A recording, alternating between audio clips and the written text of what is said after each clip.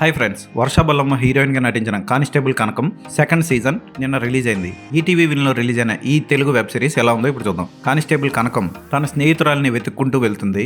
ఆ వెతుకులాటలో ఆమె స్నేహితురాలు చంద్రకి మరో చెల్లి ఉందని తెలుసుకుంటుంది. ఆమె పేరు సహస్ర. అయితే సహస్రాన్ని పెంచుకుంటున్న రాజుగారు సహస్ర జన్మరహస్యం ఏంటో చెప్తారు కనకానికి. ఆ జన్మరహస్యం ఏంటి, ఆ జన్మరహస్యానికి చంద్రికి కనపడకుండా పోవడానికి కారణం ఏంటి, అసలు ఈ సహస్ర ఎక్కడుంది, ఇన్ని రోజులు ఏమైపోయింది, చివరికి చనిపోయింది ఎవరు, చంద్రిక సహస్ర, ఇవన్నీ తెలుసుకోవాలంటే వెబ్ సిరీస్ చూడాలి.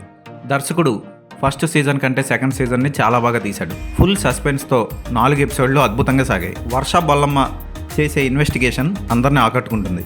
క్లైమాక్స్ ట్విస్ట్ అదిరిపోతుంది. నాకు చాలా బాగా నచ్చింది. క్లైమాక్స్ అయిపోయిన తర్వాత మరో ట్విస్ట్ ఉంటుంది, సీక్వెల్కి దారితీస్తుంది. 3వ సీజన్ ఉందని చూపిస్తారు. ఫోటోగ్రఫీ, సురేష్ బొబ్లీ అందించిన background music super. Production values చాలా బాగున్నాయి. ఉన్న బడ్జెట్లో చాలా చక్కగా తీశారు. రాజీవ్ కనకాల పాత్ర కూడా ఎప్పట్లాగే సాగింది. అలాగే కానిస్టేబుల్ సత్యబాబు పాత్ర కూడా ఆకట్టుకుంటుంది. అవసరాలు శ్రీనివాస్కి ఈ సీజన్లో చాలా తక్కువ షాట్లు ఉంటాయి. పెద్దగా చేసింది కూడా ఏమీ లేదు.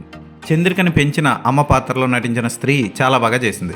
ఫస్ట్ పార్ట్లో ఎక్కడైతే ఆగిపోయిందో అక్కడి నుంచి కథ మొదలైన ఒక్క ఎపిసోడ్ కూడా చిరాగ్గా అనిపించకుండా చక్క సాగింది. చాలా అద్భుతంగా తీశారు. క్లైమాక్స్లో వేసిన హుక్ మాత్రం మళ్ళీ నెక్స్ట్ సీజన్ కోసం ఎదురు చూసేలా చేసింది. ఖచ్చితంగా ఈ వెబ్ సిరీస్ని అందరూ చూడొచ్చు. అసభ్యకర సన్నివేశాలు లేవు, భారీ వైలెన్స్ కూడా లేదు. ఈ వెబ్ సిరీస్లో 4 ఎపిసోడ్లు ఉన్నాయి. ఒక్కొక్కటి అరగంట ఉంటాయి. ఒక్కొక్క ఎపిసోడ్ అరగంట పైగా ఉంటాయి. అంతే, ఈజీగా చూడొచ్చు, త్వరగానే అయిపోతుంది. వర్ష బొల్లమ్మ నటన ఓకే అనిపిస్తుంది. ఆమె పాత్రకు తగినట్లు నటించింది. ఈ వెబ్ సిరీస్కి నేను ఇచ్చే రేటింగ్ 3.5/5.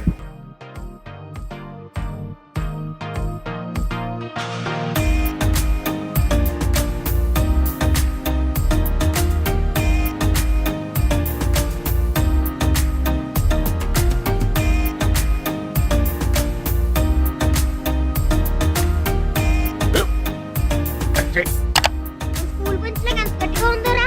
కొట్రా, కొట్టు, పర్లేదు, కొట్టు. అబ్బా చేయి నొప్పి పెట్టేసింది బాబాయ్. ఆ, నీకు నొప్పి ఏంటి నువ్వు కొడతావా? కమాన్, బీట్ మీ యార్. వద్దు బాబాయ్.